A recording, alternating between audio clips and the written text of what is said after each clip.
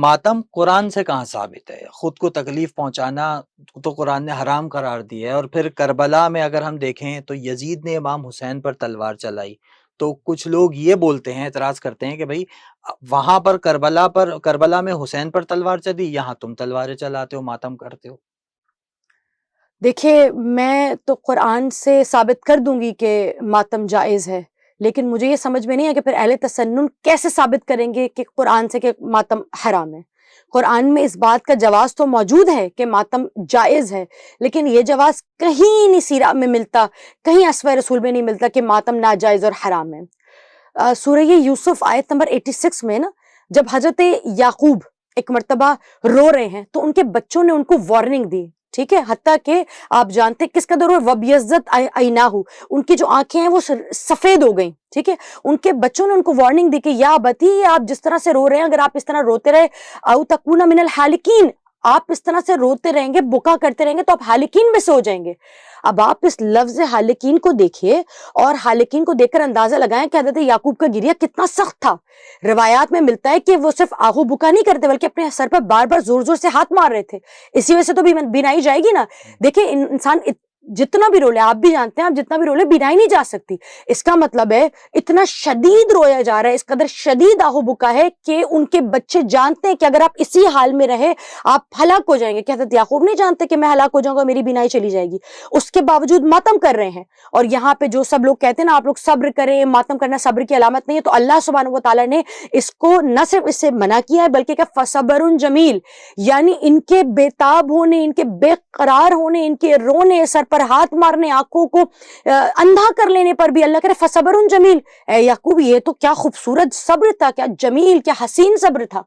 یعنی معلوم ہوا کہ اللہ سبحانہ و تعالیٰ آنکھوں کی بینائی جانے تک پر، جبکہ ہم ایسا ماتم نہیں کرتے کہ ہماری موت ہو جائے یا آنکھوں سے اتنا گریہ نہیں کرتے کہ ہم ہلاک ہو جائیں۔ بچے کہہ رہے ہیں آپ ہلاک ہو جائیں گے، اس کے باوجود بھی بار بار وارننگ دینے کے باوجود بھی حضرت یعقوب اس بات کو جاری و ساری رکھ رہے ہیں۔ اب آپ کہیں گے ہاں آپ تو یعقوب کی شریعت پہ چل رہے ہیں، ہم یعقوب کی شریعت پہ نہیں ہے لیکن یعقوب کو معصوم تو مانتے ہیں، نبی تو مانتے ہیں۔ اور دیکھیے ہم تشیع کا ہر قدم قرآن کے مطابق ہوتا ہے۔ اگر قرآن کے اندر اسے رسول اللہ یا اللہ سبحانہ و تعالیٰ نے کہیں بھی حضرت یعقوب کو ایک مرتبہ پوائنٹ آؤٹ کر کے کہا ہوتا کہ یعقوب نے یہ کام درست نہ کیا تھا، بلکہ اللہ نے کیا احسن القصص بنا کے، بہترین قصے بنا کے پورا ماجرا لکھ دیا، ایک ایک لفظ لکھ دیا۔ کیوں لکھا؟ چلیں کربلا میں جو عظیم واقعہ پیش آیا اس میں تو ہو گیا، جو ماتم ہوا اچانک ہوا، ایموشنز میں ہوا، ہو گیا، لیکن پھر وہ جو ہوا 1400 سال پہلے، اب اس کے بعد جو یہ 1400 سال سے چل رہا ہے آرگنائزڈ کر کے جو ہوتا ہے ہر سال، جی اس کا شریعت سے کیا تعلق ہے؟ یہ کہانی دیکھیں، یہ بھی ہم نے سنت رسول اللہ صلوات اللہ علیہ وآلہ وسلم سے لیا ہے۔ اگر میں حضرت یعقوب سے ہی مثال لیں تو حضرت یعقوب نے ایک الگ سے حجرہ بنایا، ہم مزہ خانہ بناتے ہیں، حضرت یعقوب اس میں بیٹھے جا کر ہم مزہ خانے میں مجلس بپا کرتے ہیں، حضرت یعقوب اس کی قمیص لیتے تھے، ہم ذوالجناح بناتے ہیں، ہم جھولا بناتے ہیں تاکہ یاد رہے، حضرت یعقوب گریا کرتے تھے، سر پیٹتے تھے، ہم بھی گریا کرتے ہیں۔ چلیں حضرت یعقوب کی مثال کو بالکل ہٹا دیا جائے، میرے پاس کم از کم 10 مثالیں جس سے میں ثابت کر سکتی ہوں کہ قرآن میں ماتم موجود ہے اور ماتم حلال ہے، ماتم میں کوئی ناجائز بات نہیں ہے، لیکن آپ ایک جگہ سے بھی اہل تسنن ایک جگہ سے بھی ثابت نہیں کر سکتے کہ ماتم حرام ہے۔ حضرت اویس قرنی، حضرت رسول اللہ صلوات اللہ علیہ وآلہ وسلم کی خبر چلی کہ رسول اللہ شہید ہو گئے اور پتہ چلا کہ رسول اللہ کے کچھ دندان شہید ہو گئے۔ حضرت اویس قرنی نے صرف اس بات، اور اس کو اہل تسنن کی کتب نے لکھا ہے، مسند احمد بن حنبل میں لکھا ہے، طبقات کبریٰ میں لکھا گیا ہے، اس کو بہت سارے سنی علماء نے لکھا ہے کہ حضرت اویس قرنی کو صحابیت کا درجہ ملا ہے، جبکہ کبھی رسول اللہ کو دیکھا نہیں ہے، کبھی رسول اللہ کو نہیں دیکھا، لیکن صحابیت کا درجہ کیوں مل رہا ہے جانتے ہیں؟ خدا کی قسم ہم رسول کے صحابی کہلانا چاہتے ہیں۔ ویسے قرنی نے جب پتہ چلا رسول اللہ کا ایک دندان شہید ہوا تو اپنا پہلا دانت توڑا، پھر کہا اللہ جانے انہوں نے کون سا دانت ان کا شہید ہوا، پھر دوسرا توڑا، پھر تیسرا، حتیٰ کہ روایت کہتی ہے کہ انہوں نے اپنے تمام تر دانتوں کو توڑ دیا، صرف اس یاد میں کہ اللہ جانے کہ رسول اللہ کا کون سا دندان شہید ہوا ہوگا تو میں اپنے تمام تر دندان کو توڑ دیتا ہوں۔ اس پر ہونا کیا چاہیے تھا؟ رسول اللہ ایک سخت فرمان کو جاری کرتے جب رسول اللہ کو معلوم ہوا کہ کوئی دور اویس قرنی ہے، آپ کا محبوب اور عاشق ہے، جس نے آپ کی یاد میں، آپ کی محبت میں، آپ کے زخم کی یاد میں اپنے آپ کو اتنا زخمی کر دیا ہے۔ اب کیا ہوتا؟ رسول اللہ بھیجتے اور اس بندے کو ذرا جکڑتے اور جیسا عمر نے کیا کوڑے وغیرہ لگاتے، لیکن کوڑے نہ لگے۔ پتہ ہے آپ کو کیا ہوا؟ بلکہ وہاں پر پیارے اصحاب امیر المؤمنین کو، حضرت عمر کو، حضرت ابوبکر، ان تینوں کو بھیجا، ان تین بڑے بڑے جید اصحاب کو بھیجا اور بھیج کے کہا جاؤ اویس قرنی کی خدمت میں ہمارا سلام پیش کرو۔ انہیں کہو کہ تمہیں رسول کا سلام آیا ہے. ہم تو رسول کے سلام کی خاطر کرتے ہیں. اور میں ایک اور بات بتا دوں, ہمیں کوئی ماتم کرنے میں کوئی آر محسوس نہیں ہوتی, کوئی شرمندگی محسوس نہیں ہوتی. آپ ہمیں جتنا چاہے پوائنٹ آؤٹ کریں, آپ ہمیں جتنا چاہے بلی کریں, ہم بچپن سے بلی ہوتے آئے. ہم ماتم کو جائز نہیں سمجھتے, بلکہ ہم ماتم کو ثواب کی نیت سے کرتے ہیں, ہم اجر کی نیت سے کرتے ہیں. ہمارے یہاں اس کا اجر اور ثواب ہے. چلیں میں آپ کو جو اپنے آرگنائز ماتم کا کہا, میں آپ کو اس کی بھی مثال دے دیتی ہوں. میرے پاس حدیث موجود ہے, مسلم کی حدیث ہے, اور حدیث کے مطابق حضرت عائشہ نے رسول اللہ صلوات اللہ علیہ وآلہ وسلم کا جب وصال ہوا ہے تو گود سے رسول اللہ کا سر اٹھا کے تکیے پہ رکھا اور فرمایا تمیدو مع النساء فالتدیمو مع النساء. اور پھر تمام تر اب اگر لدمہ کے معنی آپ ڈھونڈیں نا عربی ڈکشنری تو آپ کو معلوم ہوگا کہ سر پہ زور زور سے ماتم کرنے کو اور سینے پہ اور چہرے پہ ہاتھ مارنے کے لیے یہ لفظ استعمال ہوتا ہے.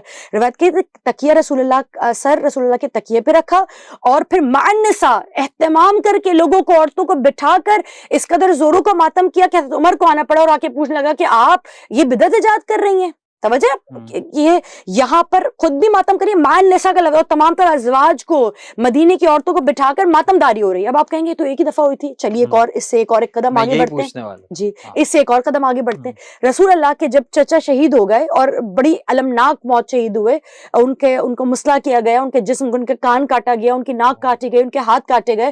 جب وہ شہید ہو گئے تو رسول اللہ نے کہا ہے کوئی جو میرے حمزہ کو رونے والا ہو. تو جب رسول اللہ نے یہ کہا کہ ہے کوئی جو میرے حمزہ کو رونے والا ہو, تو تمام تر لوگ اپنے شہداء سے پہلے حضرت امیر حمزہ کو روئے. اس کے بعد ہر سال کا یہ ایک وتیرہ بن گیا, ایک روایت بن گئی, ایک رسم بن گئی کہ جب کسی کو اپنے مردے کو رونا ہوتا تھا, یہ لکھا ہوا ہے تمام تر اہل طبقات کبریٰ میں, ابن سعد نے لکھا ہے اس بات کو, مسند احمد بن حنبل میں لکھا ہے اس بات کو, اور 2-3 جگہ اس روایت کو, سیم اس روایت کو نقل کیا گیا ہے کہ جب مدینے میں یہ طرز تھا مدینے والوں کا, یہ جاہلیت کے دور کی بات نہیں ہو رہی بھائی, یہ بات کی بات ہو رہی ہے. اور اگر جاہلیت کی دور ہے کی بات ہے تو آپ بی بی عائشہ, ہم رسول اللہ کی سنت سمجھ کے کرتے ہیں, آپ بی بی عائشہ کی سنت سمجھ کے کر لیجئے, ہے نا.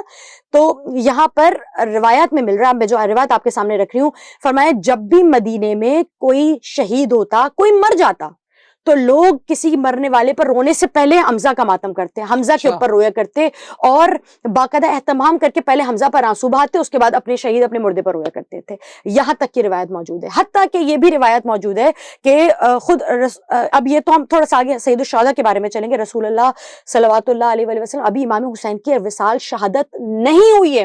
روایت میں آتا ہے جبریل امین آئے ہیں اور رسول اللہ نے اس قدر بقا کیا, اس قدر چیخ کے, جیسے بچہ روتے ہیں نا اور سسکیاں بن جاتی ہیں, فرمایا ایسے سسکیاں بن گئی, اس قدر برے طریقے سے رسول اللہ روئے, اس قدر چیخ کر روئے رسول اللہ, جبکہ ابھی رسول اللہ کو صرف معلوم ہوا ہے امام حسین کی شہادت کا. اور آگے روایات چلتی ہیں, روایت یہ چلتی ہیں کہ جب امام حسین کا تذکرہ ہوتا تھا, جب یہ 5 اہل قصہ بیٹھتے تھے اور امام حسین کا تذکرہ ہوتا تھا, کربلا کا تذکرہ ہوتا تو بیٹھتے تھے, بات کرتے تھے اور باقاعدہ گریہ ازاری کیا کرتے تھے. تو میں تمام تر اہل تسنن سے سوال کرنا چاہوں گی کہ اس بات کا مذاق نہ اڑائیں کہ شیعہ ماتم کر رہے ہیں یا کیا کر رہے ہیں. امام حسین آپ سب کے, امام حسین ہم سب کے. آج اگر میں رضا آپ سے کہوں گی شراب پیتے, آپ کہیں گے لا حول ولا, کیسی بات ہے, حلال ہے حرام ہے؟ حرام ہے. یہ امام حسین کی زبان ہے. یہ جو لا, اگر میں آپ کے سامنے شراب لاؤں نا, آپ بولیں گے لا میں نہیں پی سکتا. یہ جو لا ہے, خدا کی قسم, یہ لا الہ الا اللہ کی لا سے اور حسین کی بیعت پر لا سے نکلا ہے. اگر آج حلال اور حرام باقی ہے نا, جو حرام کرتا ہوگا وہ کرتا ہوگا, لیکن وہ جان کے کرتا ہے یہ حرام ہے. حلال اور حرام کی جو سمجھ ہے وہ حسین ابن علی کی محبت ہے, اور جس کے گھر میں حلال اور حرام کی سمجھ ہے نا وہ حسین ابن علی پہ ماتم کرے گا. روایت میں ملتا ہے, ہمارے یہاں تو اتنی سختی ہے کہ ہمارے یہاں امام رضا سے روایت ملتی ہے, ٹوٹ جائے وہ ہاتھ جو حسین ابن علی کا نام سنے اور سینے پہ نہ پڑے, ٹوٹ جائیں وہ آنکھیں کہ جو حسین ابن علی کا نام سنے اور آنکھوں سے اشک باری نہ کرے. میں تمام اہل تسنن سے میں جانتی ہوں, میرے بہت سارے علماء فضلاء, میرے اساتذ اہل تسنن سے تعلق رکھتے ہیں, وہ امام حسین کا نام سن کر باقاعدہ روتے ہیں. میں سوال کروں گی, اس وقت نا شیعوں کا مذاق اڑانے کا وقت نہیں ہے. اس وقت شیعوں کا مذاق نہ اڑایا کریں, بلکہ اپنے گریبان کو چاک کریں. امام حسین کے لیے اگر آپ ماتم نہیں کر سکتے نا تو آپ رویا کیجئے. وائے نہ ہو اس پر کہ باپ کے مرنے پر تو ہم ماتم کرتے ہیں, لیکن حسین کا بچہ 10ویں کے روز چھوٹے سے منہ کو کھول دیا اور آسمان پر بلند کر دیا. جس وقت آسمان رویا, آسمان تو روئے, زمین تو روئے, فصلیں تو روئے, خدا کی خدائی روئے, لیکن آپ نہ روئے. آپ خدا کی خلقت ہے نا, کچھ نہ ہو. اس وقت زبان دراز سے کام نہ لیا کریں، اس پر الزام تراشی نہ کریں. حجرے بنائیے، آپ بھی اپنے بچوں کو سکھائیے حسین ابن علی کون ہے، اصحاب کا وارث، رسول اللہ کا وارث، نبی کا وارث، جس نے سب کی محنت کو بچا لیا. جب امام حسین کا نام آئے نا، آنکھوں سے آنسو کو ضرور بڑھا دیا کیجیے.